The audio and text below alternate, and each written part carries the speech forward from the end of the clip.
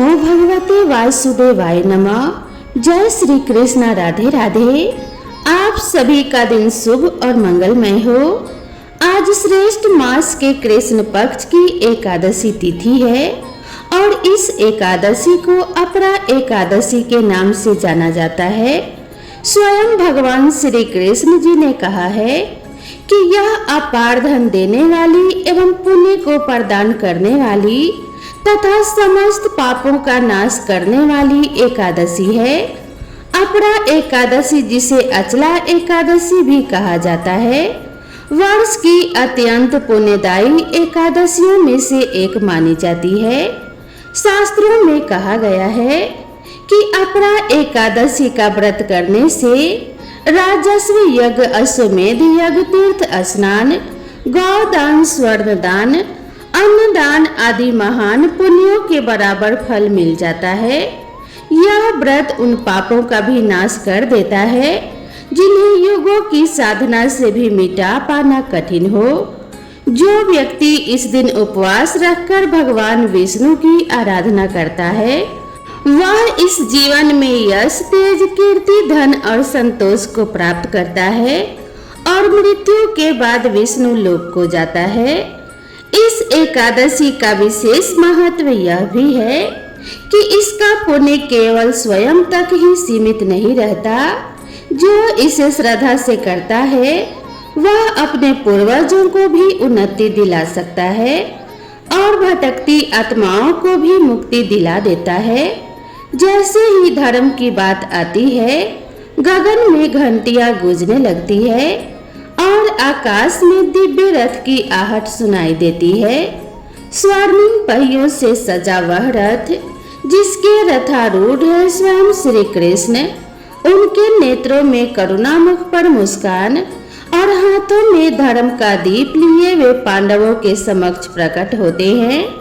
महाराज युधिष्ठिर हाथ जोड़कर भगवान श्री कृष्ण को प्रणाम करके पूछते हैं कि हे माधव, हे योगेश्वर, कृपया करके मुझे बताइए कि ज्येष्ठ मास के कृष्ण पक्ष की एकादशी का क्या नाम है और उसका फल क्या है।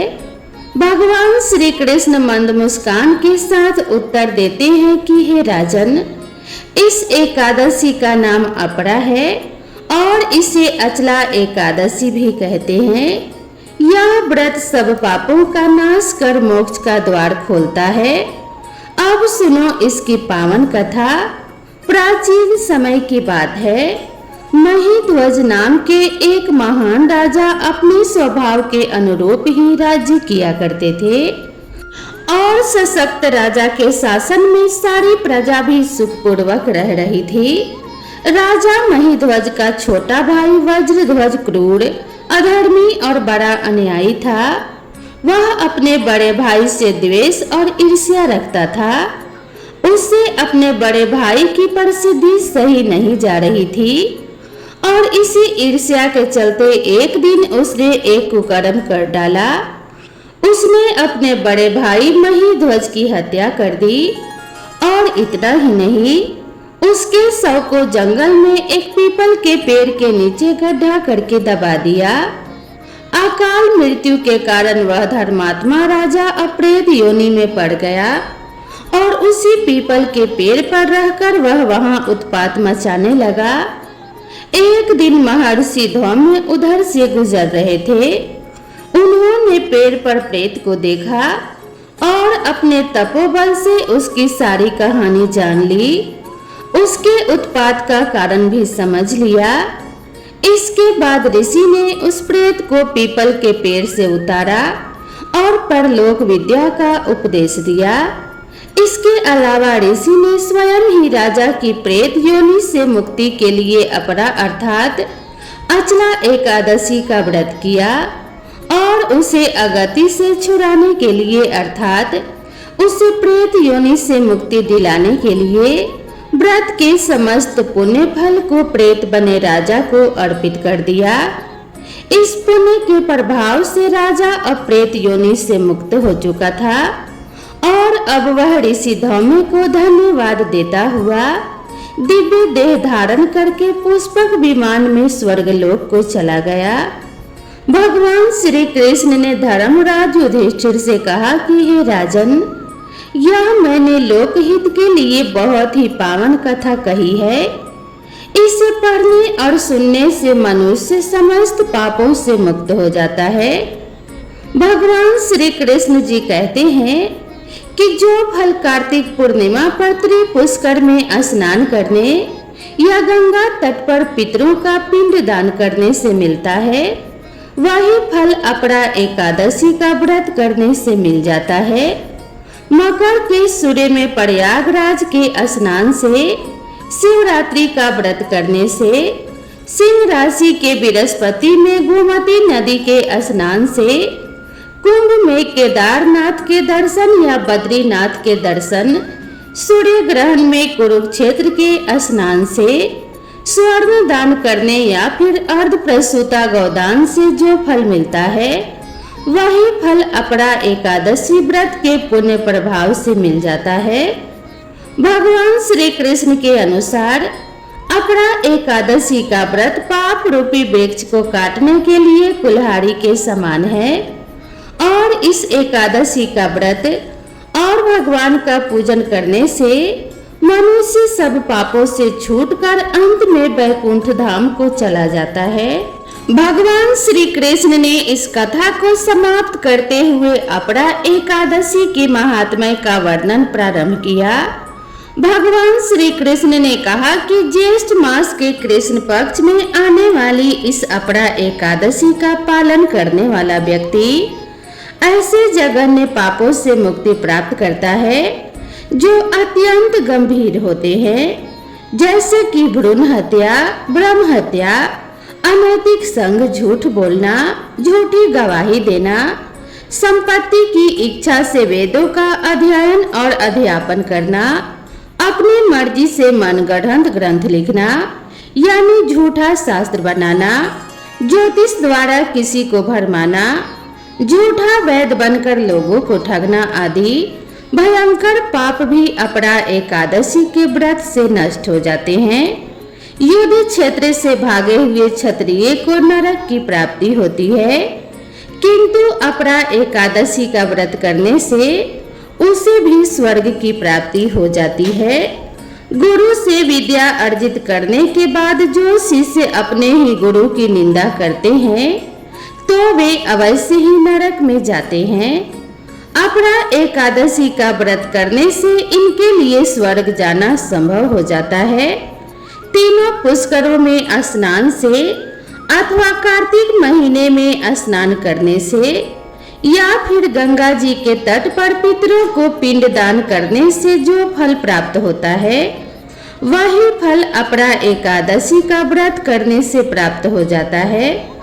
बृहस्पतिवार के दिन पवित्र गोमती नदी में स्नान करने से, कुंभ में श्री केदारनाथ जी के दर्शन करने से तथा बद्रिका आश्रम में निवास करने से और सूर्य तथा चंद्र ग्रहण के समय कुरुक्षेत्र में स्नान करने से जो फल सिंह राशि वालों को प्राप्त होता है, वह फल अपरा एकादशी के व्रत के समान होता है। जो फल हाथी घोड़े के दान से तथा यज्ञ में स्वर्ण के दान से मिलता है, वही फल एकमात्र अपरा एकादशी का व्रत रखने से मिल जाता है। गौ तथा भूमि या स्वर्ण के दान का फल भी इसके समान होता है। पाप रूपी वृक्षों को काटने के लिए अपरा एकादशी का व्रत कुल्हाड़ी के समान है तथा पाप रूपी अंधकार को दूर करने के लिए सूर्य के समान है। इसीलिए मनुष्य को इस पवित्र एकादशी का उपवास अवश्य ही रखना चाहिए, क्योंकि यह व्रत सभी व्रतों में उत्तम है। अपरा एकादशी के दिन श्रद्धा और विश्वास के साथ भगवान श्री हरि का पूजन करना चाहिए, जिससे अंत में श्री विष्णु लोक की प्राप्ति होती है। भगवान श्री कृष्ण कहते हैं कि हे युधिष्ठिर, मैंने यह अपरा एकादशी की कथा लोकहित के लिए ही कही है। इसके पठन और श्रवण से सभी पाप नष्ट हो जाते हैं। जैसे ही भगवान श्री कृष्ण ने अपरा एकादशी की पावन कथा पूर्ण की, युधिष्ठिर महाराज की आंखों में श्रद्धा के भाव छलक उठे। सभा में उपस्थित हर श्रोता श्री कृष्ण के मुख से निकली हर पंक्ति को अपने हृदय में उतार चुका था।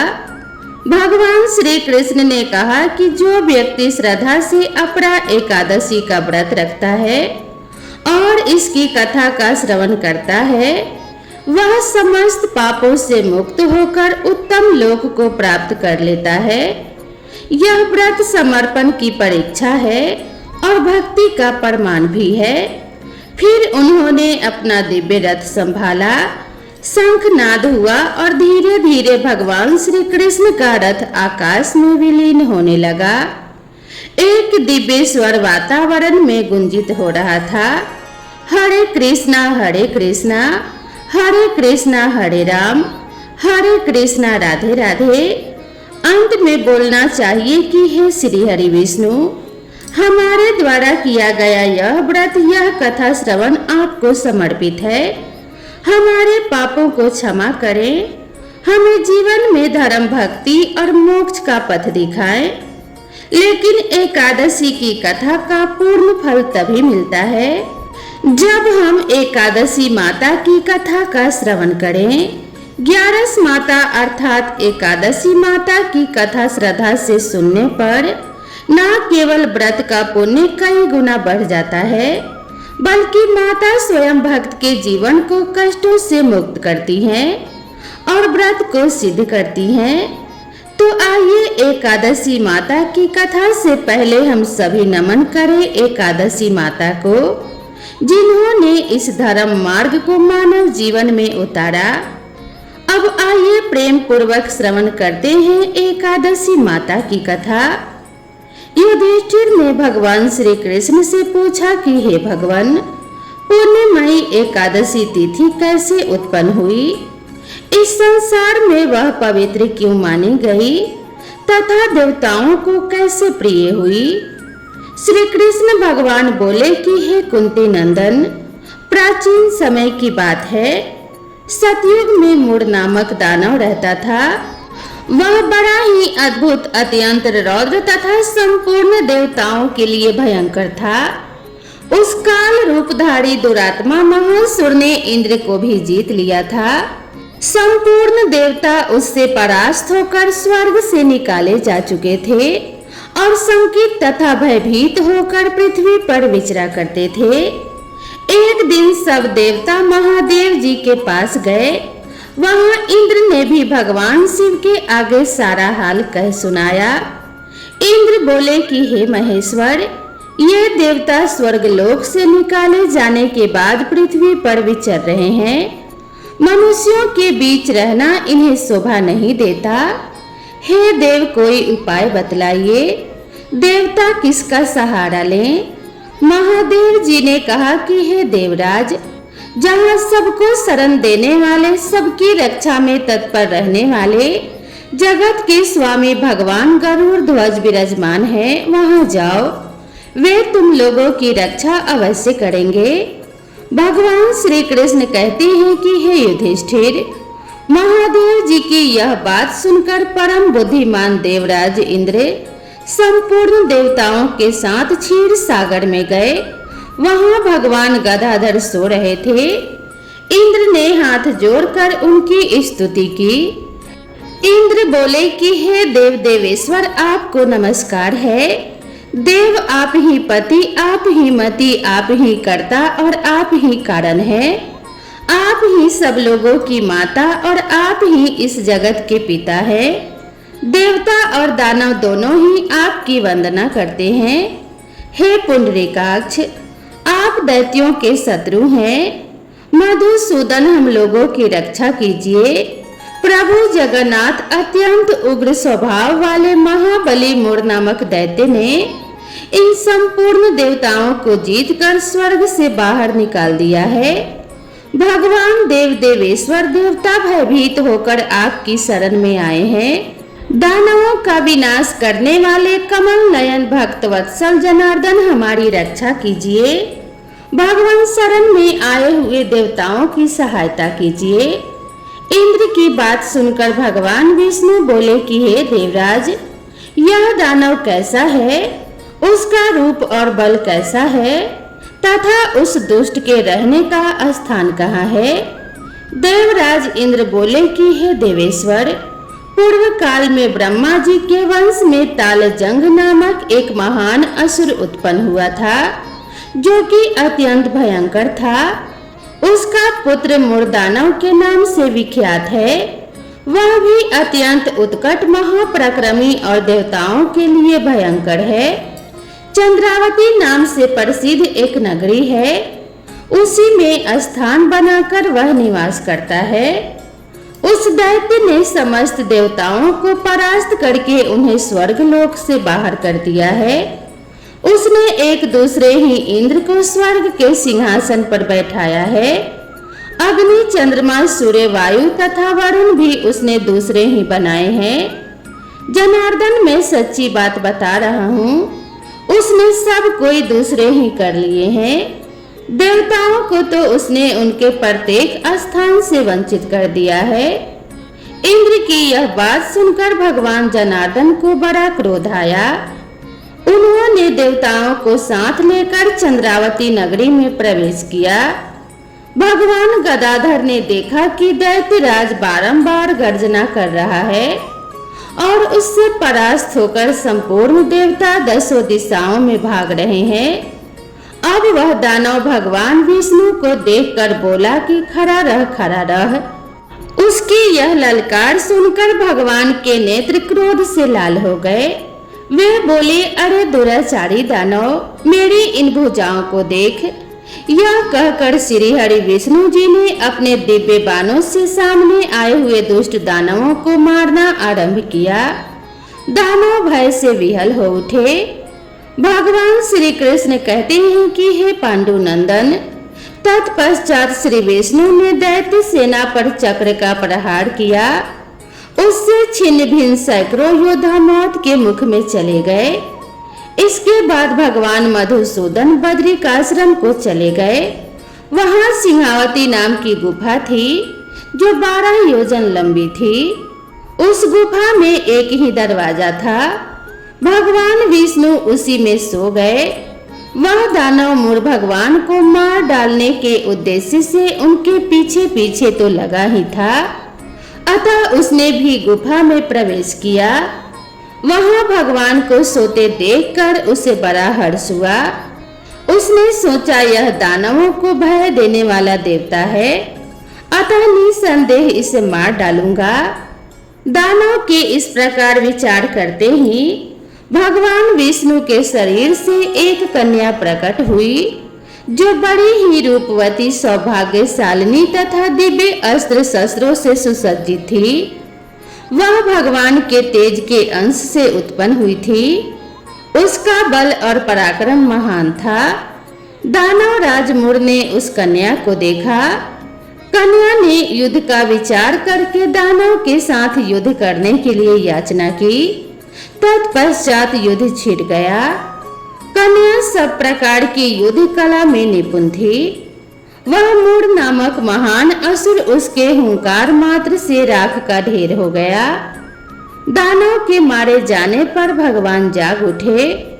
उन्होंने दानव को धरती पर इस प्रकार निष्प्राण पड़ा देखकर कन्या से पूछा, मेरा यह शत्रु अत्यंत उग्र और भयंकर था, किसने इसका वध किया है? कन्या बोली कि हे प्रभु, आपके ही प्रसाद से मैंने इस महादैत्य का वध किया है। श्री हरि भगवान ने कहा कि हे कल्याणी, तुम्हारे इस कर्म से तीनों लोगों के मुनि और देवता आनंदित हुए हैं, अतः तुम्हारे मन में जैसी इच्छा हो उसके अनुसार मुझसे कोई वर मांग लो। देव दुर्लभ होने पर भी वह वर मैं तुम्हें अवश्य दूंगा, इसमें तनिक भी संदेह नहीं है। वह कन्या साक्षात एकादशी ही थी। कन्या ने कहा कि हे प्रभु, यदि आप मुझ पर प्रसन्न हैं तो मैं आपकी कृपा से सब तीर्थों में प्रधान, समस्त विघ्नों का नाश करने वाली तथा सब प्रकार की सिद्धि देने वाली हूँ। जो लोग आप में भक्ति रखते हुए मेरे दिन को उपवास करेंगे, उन्हें सब प्रकार की सिद्धि प्राप्त हो। जो लोग उपवास करके मेरे व्रत का पालन करें, उन्हें आप धन, धर्म और मोक्ष प्रदान कीजिए। श्री विष्णु बोले कि हे कल्याणी, तुम जो कुछ कहती हो वह सब पूर्ण होगा।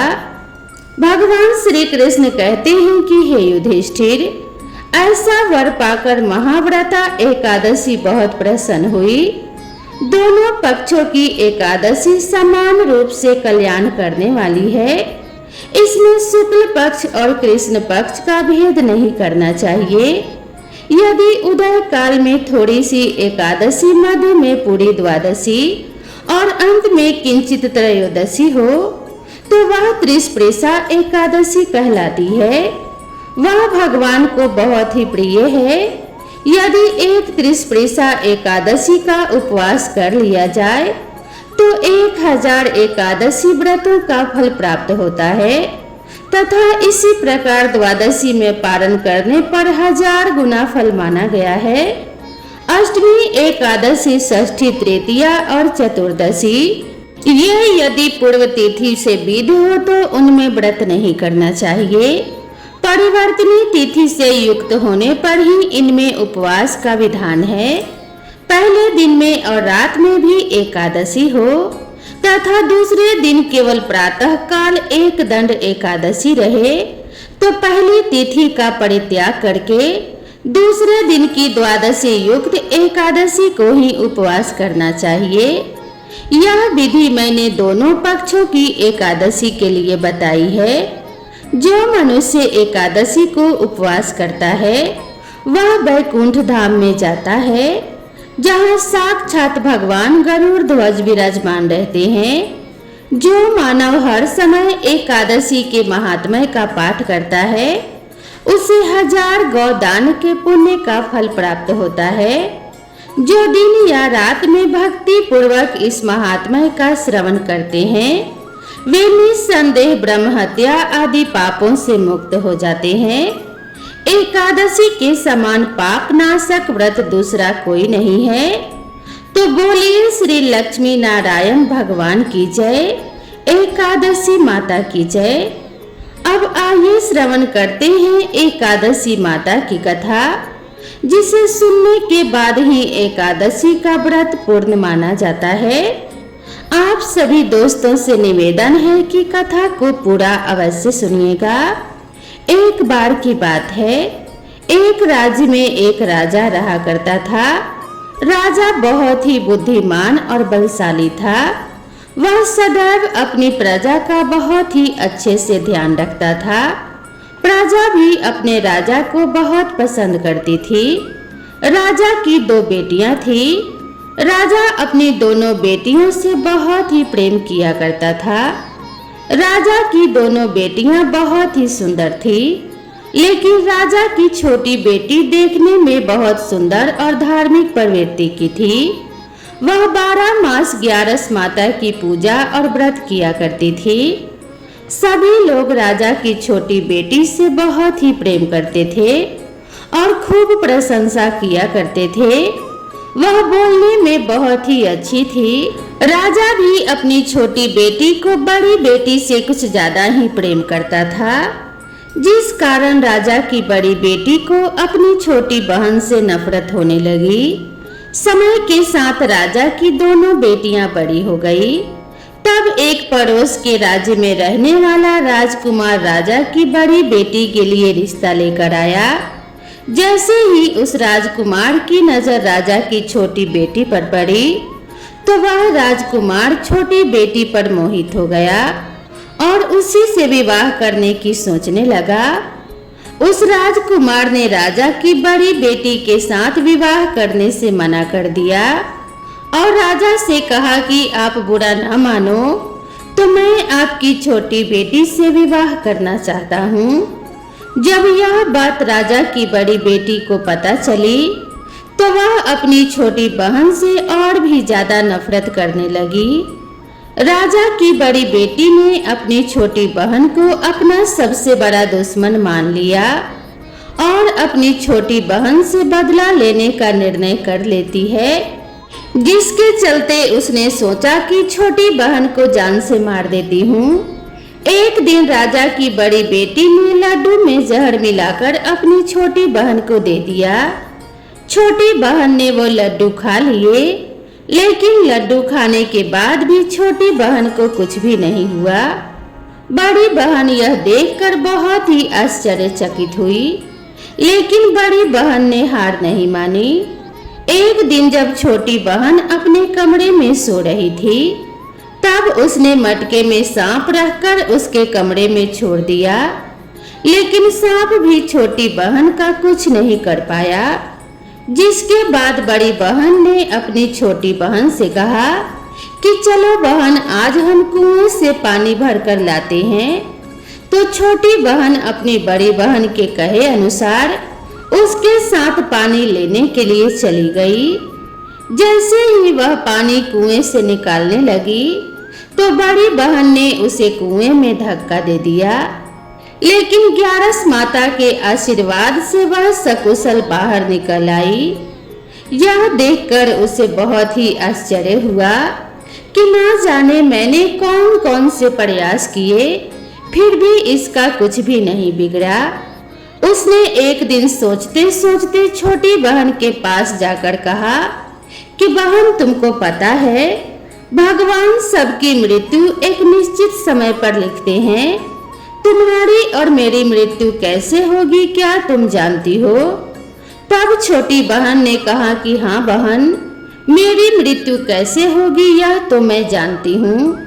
छोटी बहन से यह सुनकर बड़ी बहन को बहुत ही संतुष्टि हुई और वह सोचने लगी कि इस बार मैं इसे जरूर मार दूंगी।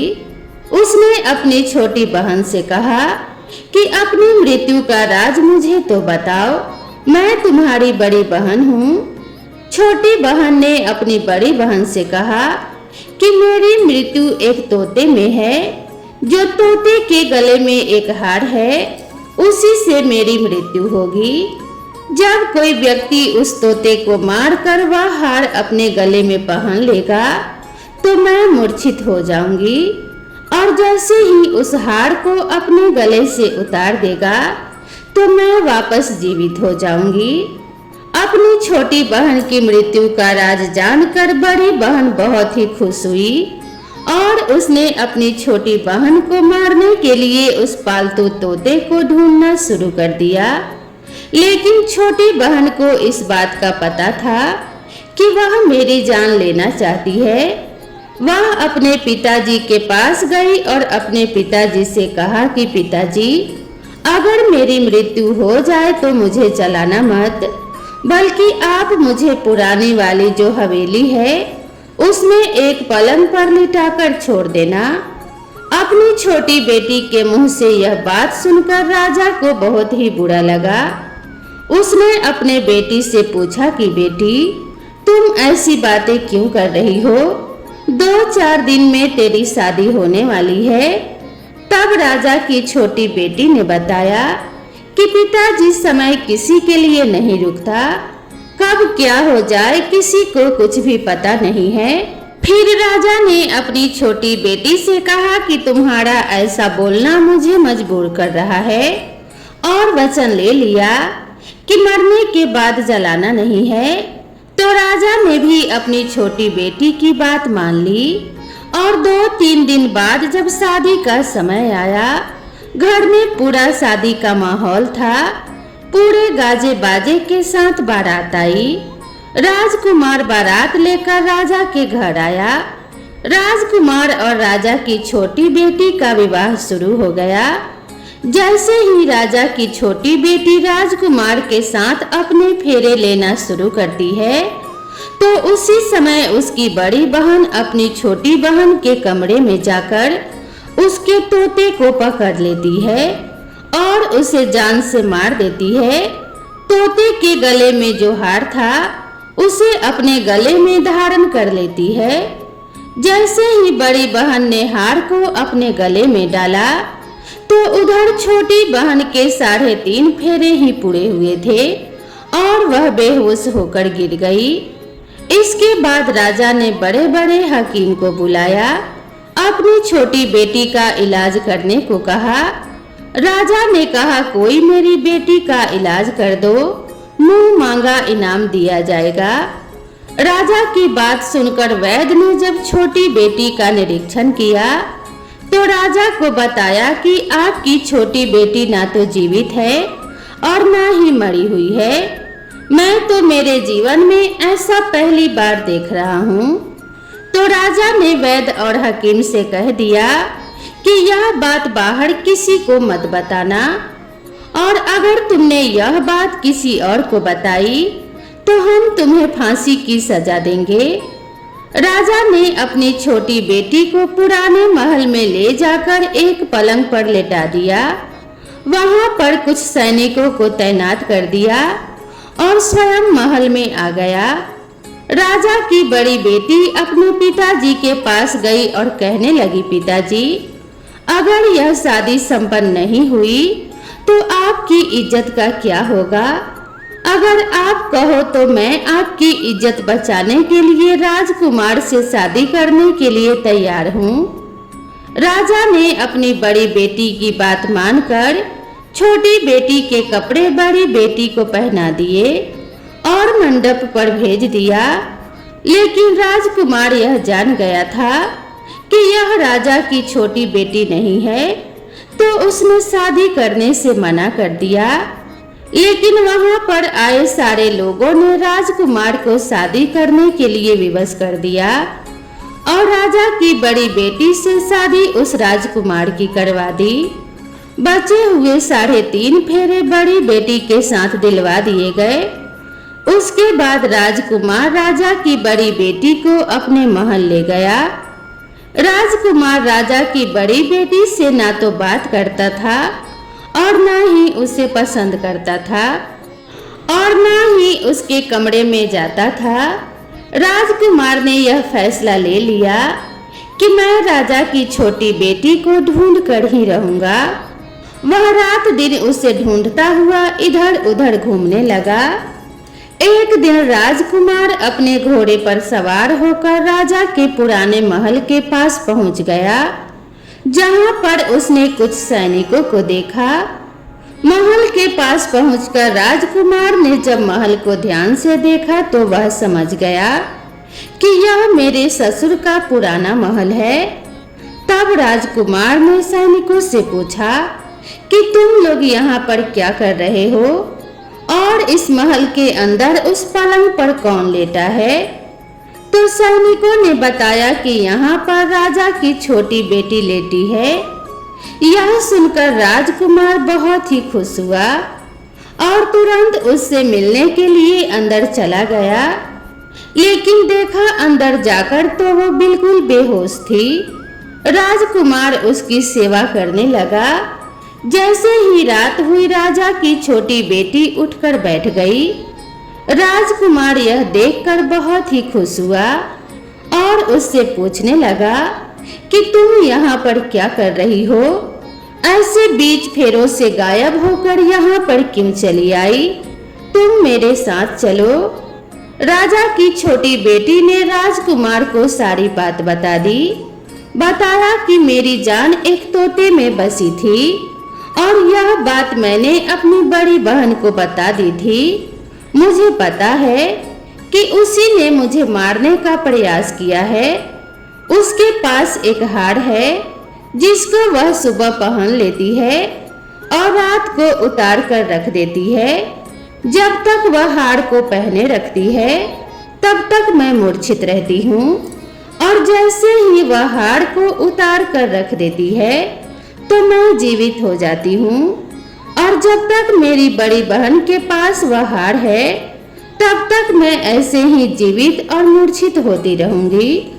अगर मेरी बड़ी बहन के पास जो हार है वह मेरे हाथ आ जाए तो मैं हमेशा के लिए जीवित हो जाऊंगी। राजकुमार यह बात सुनकर राजा की छोटी बेटी के पास रहने का निर्णय ले लेता है और बचे हुए फेरे लेकर अपने विवाह को भी पूरा कर लिया और वहीं पर रहने लगा। ऐसा करते करते काफी समय बीत गया। राजा की छोटी बेटी गर्भवती हो गई। एक दिन राजकुमार को किसी काम से बाहर जाना पड़ा, तो पीछे से राजा की छोटी बेटी के पेट में बहुत जोरों से दर्द होने लगा। उसने उस समय ग्यारस माता का आवाहन किया, जिसके बाद ग्यारस माता वहां पर प्रकट हुई और उन्होंने उसके दर्द को दूर किया। एक सुंदर पुत्र को उसने जन्म दिया। जब आधी रात को राजकुमार बाहर से आया तो उसने ग्यारस माता को देखा तो वह बहुत ही आश्चर्यचकित हुआ। उसने तुरंत माता को प्रणाम किया। ग्यारस माता ने राजकुमार से कहा कि जब तुम्हारा बेटा 5 वर्ष का हो जाए तो तुम अपनी पत्नी का हार लाकर इसके गले में डाल देना, जिससे यह हमेशा के लिए जीवित हो जाएगी। समय बीतता गया और राजकुमार का बेटा 5 साल का हो गया। एक दिन राजकुमार को फिर किसी काम से बाहर जाना पड़ा। उसने अपने बेटे से कहा कि तुम अपनी माता का ध्यान रखना और मैं शाम तक लौट आऊंगा।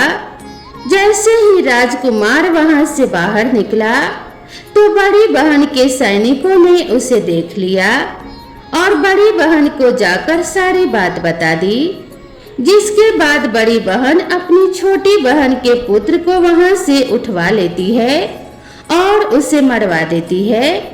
उसके 2 टुकड़े करवा दिए। पहले टुकड़े को चक्की के पास छुपा दिया और दूसरा टुकड़ा अपने पलंग के नीचे रख लिया। यह देखकर ग्यारस माता ने भिखारी का रूप धारण किया और उसके घर आ गई। भिक्षा मांगने लगी तो बड़ी बहन ने अपने नौकरों से कहा कि जाओ भिखारी को भिक्षा दे दो।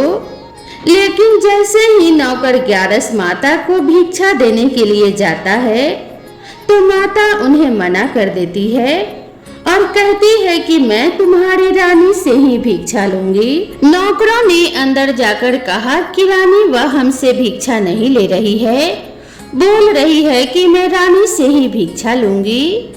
जब बड़ी बहन स्वयं भिक्षा देने के लिए भिखारन बनी ग्यारस माता के पास आती है, उससे पहले ही माता एक बिल्ली का रूप बनाकर उसके कमरे में चली जाती है।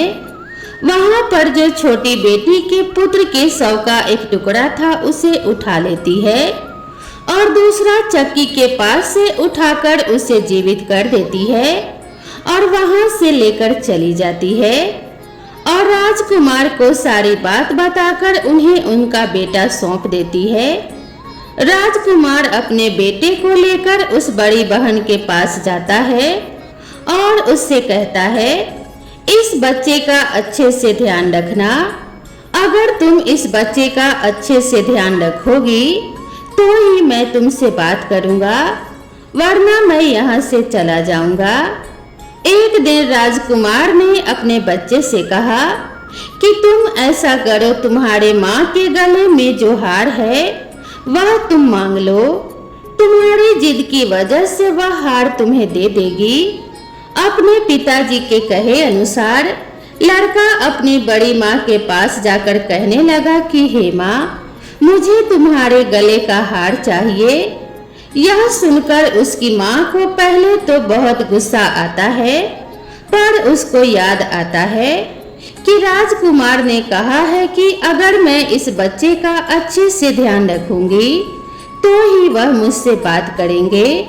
वह सोचती है कि छोटी बहन तो अब तक मर गई होगी और उसे जला भी दिया होगा, अब कौन सी जिंदा होने वाली है। यही सोचकर वह हार को निकालकर उस बच्चे को दे देती है। वह बच्चा उस हार को ले जाकर अपने पिताजी को दे देता है तो राजकुमार अपने बेटे और उस हार को लेकर वहां से चला जाता है और जाते हुए कहकर जाता है कि तुम हमारे लिए खाना बनाकर तैयार रखना, मैं शाम को आकर तुम्हारे साथ ही खाना खाऊंगा। यह कहकर राजकुमार अपने बेटे को लेकर सीधा राजा के पास जाता है और राजा को सारी बात बता देता है। राजा को अपनी बड़ी बेटी की यह करतूत सुनकर बहुत ही क्रोध आया और अपने परवरिश को दोष देने लगा। राजा राजकुमार को अपनी छोटी बेटी के साथ रहने का आदेश देते हैं। राजकुमार वह हार लेकर छोटी रानी के पास जाता है और उसके गले में वह हार डाल देता है, जिससे वह जीवित हो जाती है। दोनों बहुत ही खुश होते हैं। राजकुमार अपने बेटे और अपने पत्नी को लेकर अपने राज्य में चला जाता है। इस तरह एकादशी व्रत के प्रभाव से राजा की छोटी बेटी को अपने जीवन में आई तमाम मुसीबतों से छुटकारा मिलता है। तो एक बार प्रेम से बोलिए एकादशी माता की जय, भगवान विष्णु माता लक्ष्मी की जय। तो दोस्तों, आप सभी को यह वीडियो कैसी लगी कृपया कमेंट करके जरूर बताएं। वीडियो पसंद आई हो तो इसे एक लाइक जरूर करें और मेरे चैनल पर पहली बार आए हो तो चैनल को सब्सक्राइब करना बिल्कुल न भूलें। भगवान विष्णु और माता लक्ष्मी की कृपा आप सभी भक्तों पर सदा सर्वदा बनी रहे। आप सभी का कल्याण हो, आप सभी के जीवन में धन्य धान्य की वृद्धि होती रहे। इसी मंगल कामना के साथ आप सभी से विदा लेते हैं। मिलते हैं इसी तरह की नेक्स्ट वीडियो में, तब तक के लिए राधे राधे।